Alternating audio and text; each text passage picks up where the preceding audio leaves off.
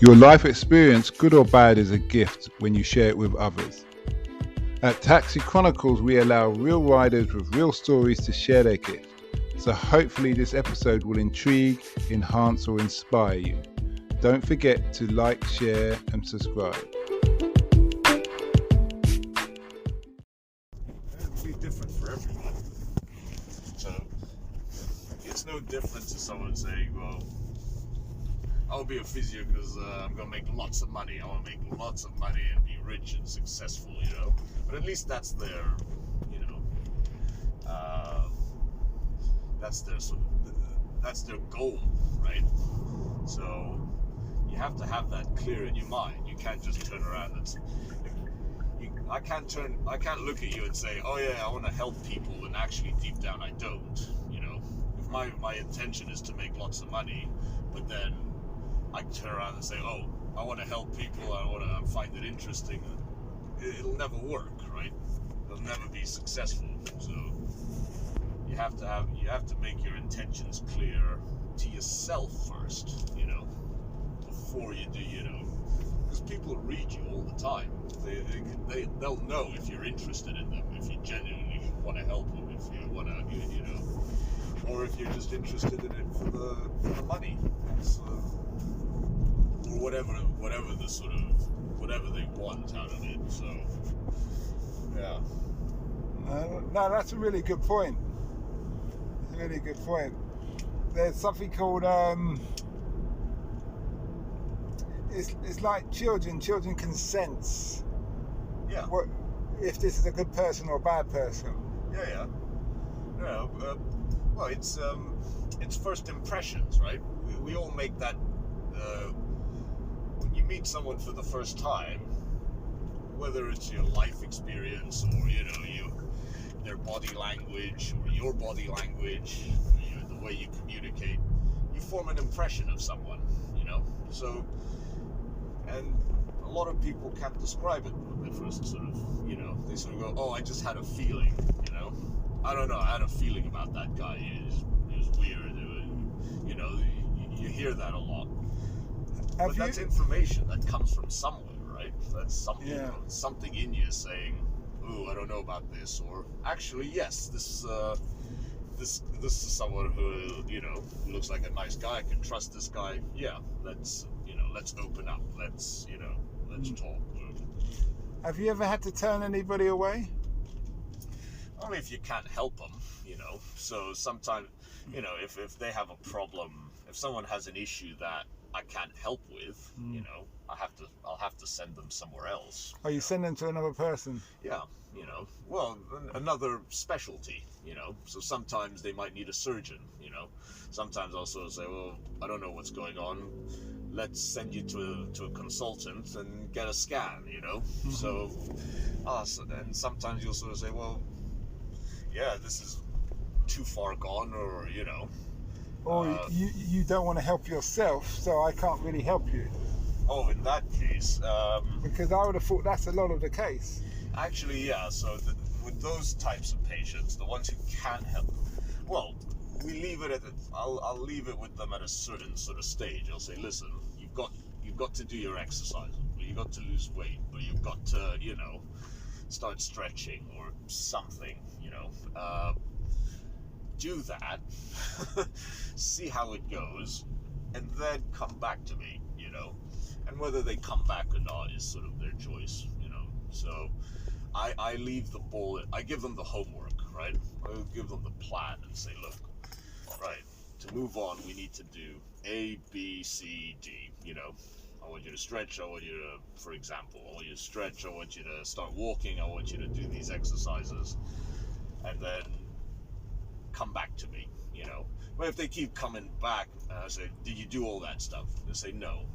I go, okay, eventually they'll realize it themselves, really, with me, that they're running around in circles. Yeah, that's giving you money for argument's sake. Exactly, so I'm happy to take it, but like at some point, I'm happy to take it as long as I keep reminding them. I'm like, listen, I'll help you, but we'll be here in like a month's time again, or 2 months time, or 3 months time. So it's their it's their choice at the end of the day, you know.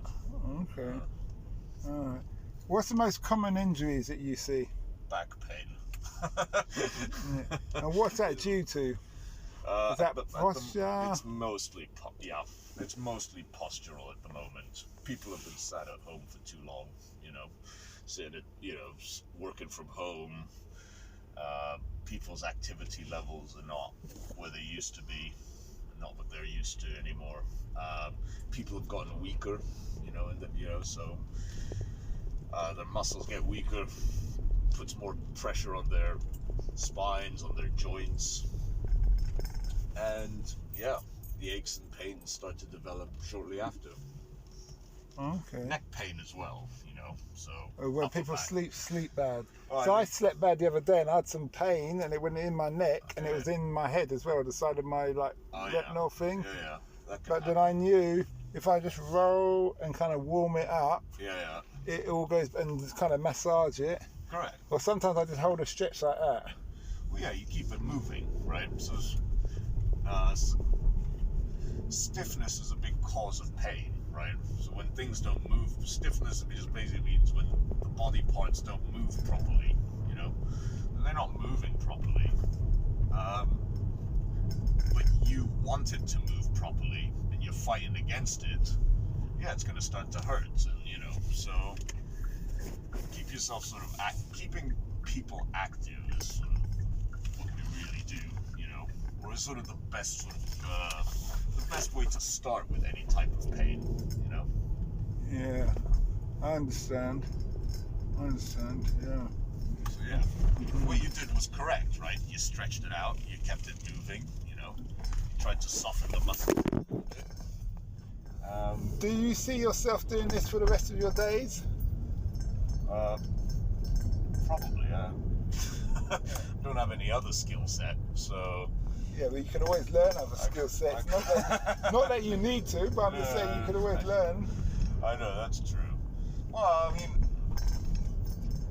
I see myself doing stuff around this, you know. So so I feel like I'll be in healthcare for the rest of my days. But whether I'm sort of working hands-on with people or lecturing or doing, you know, learning some other technique or skill or something, but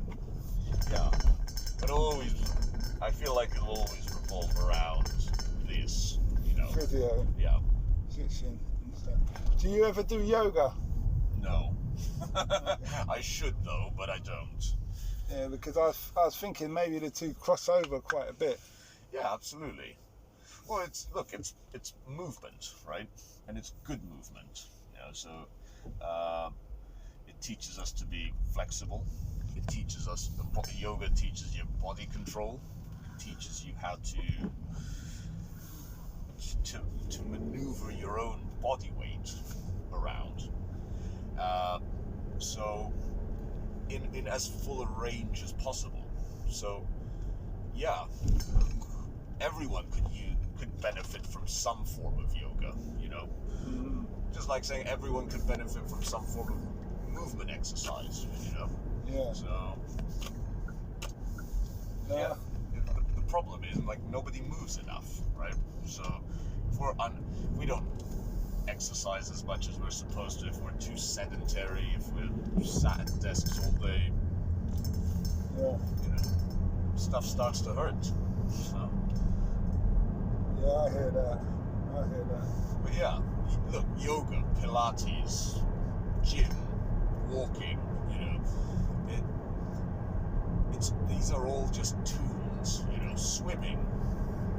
Swimming's another very good one. I swim nearly every day. Very good. Yeah. So there's tons of options for people out there. The key is to try and find a way to piece together a strategy that helps people optimize their chances of getting better, you know, becoming better.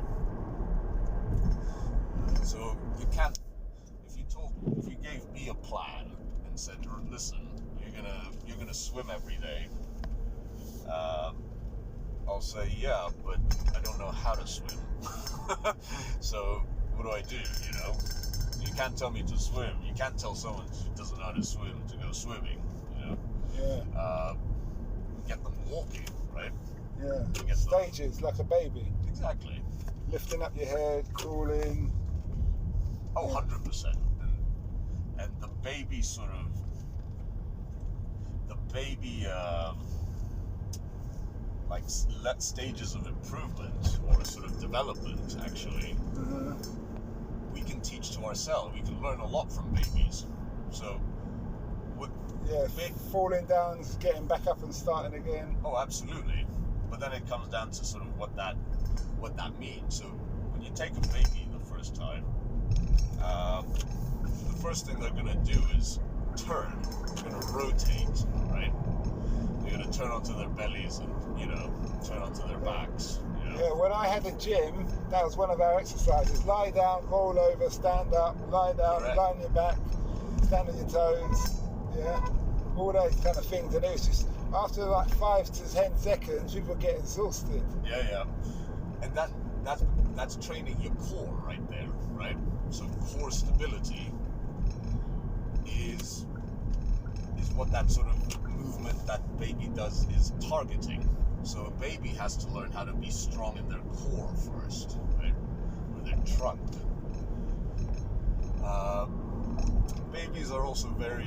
Babies can also put their foot in their mouths. So they can, sort of hip mobility there and things. And another area we get very stiff, you know, where people get very stiff. So, and then they start to.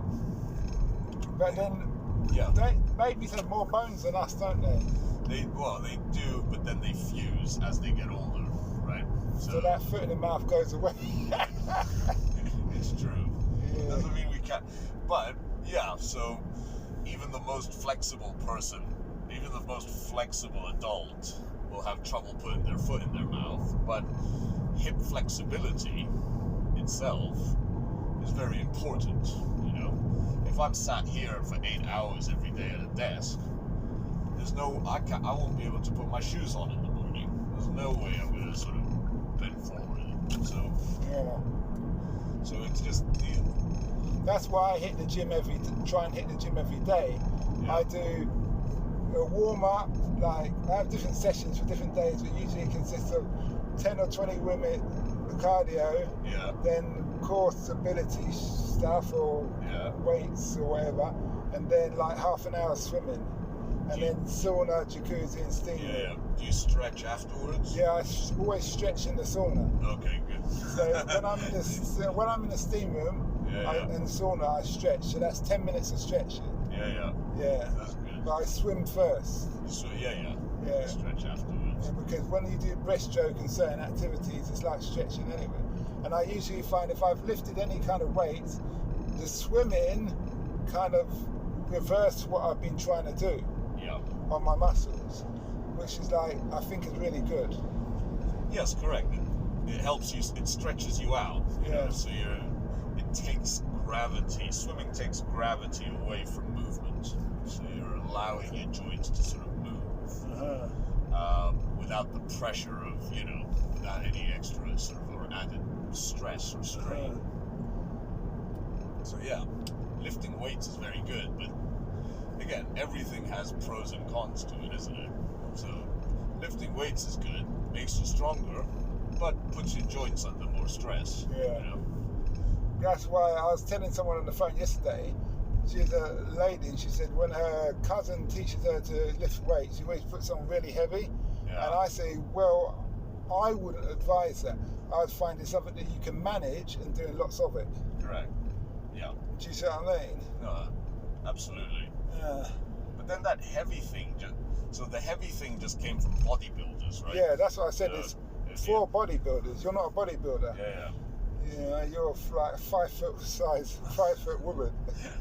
Yeah. But that's it. It comes down to sort of, so what that is there is a difference in objectives. So her cousin or whoever has one idea in mind, and she has a completely different idea in her head of what exercise means, and so that's just one of those things where they should have sat down together at the start and said, right, what do we want to accomplish here? What's our goal? You know. So. Yeah, I hear you. Were you recording? Yep, I was recording this. I was recording. Oh, good. You know what? This was good. Yeah. This was better. Yeah, because what it is, I find a lot of people get warmed up. Yeah. On the interview, and then afterwards you carry on talking, and all the real good stuff comes out. Yeah. If you see what I mean. Yeah. So that's why I thought, let's just press say, like, you should have been. If you weren't, I would be like, you should have been. Yeah. And thing. What was the biggest hurdle for you when you were in training? Training. Probably just exams. It's retaining the information, you know. It's trying to get through it, you know. Again, another grind of an endeavor. You know, you're going to lectures every day. You're studying. You're doing exams. You're doing projects. You're doing your dissertation. It's full on. You know, you always have to put your head down and really sort of concentrate and try and get through it. You know? Is there anything that you change about the industry? About the industry? Of the physio and the studying process?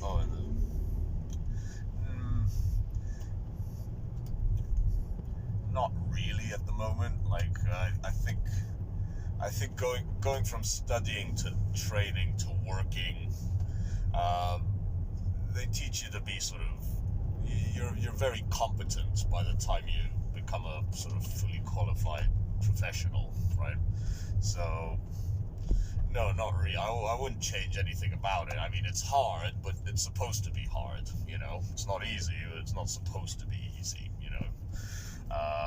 So, no, not really. Okay. Like, it's a good process. You're not going to enjoy the process, but it's good, you know? Like, whoever enjoys, like, getting something worthwhile, you know? Like, take someone who's lost loads of weight, you know?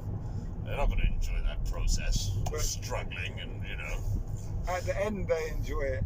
At the end, they enjoy the results, right? Result.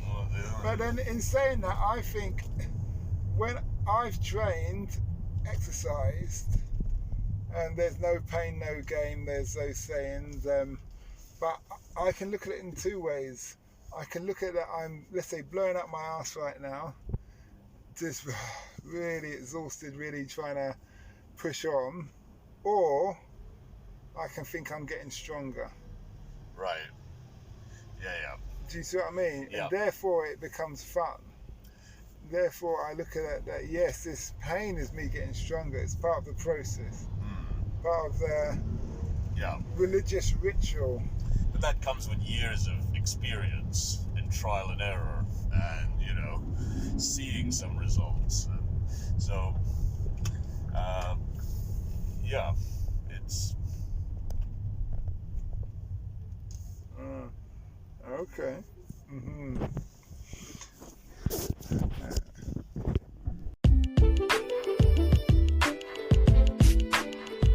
We hope you liked that Taxi Chronicles interview. Don't forget to share and subscribe to get the latest episode. Ever considered investing in the continent with the fastest growing economies and population on Earth? The same continent that holds 30% of the world's known natural resources. Listen to our sister podcast, Africa Investor Stories, where you hear real investors with real stories from around the world share their experience of investing in Africa. We post Monday and Thursday at 10 a.m. British Standard Time.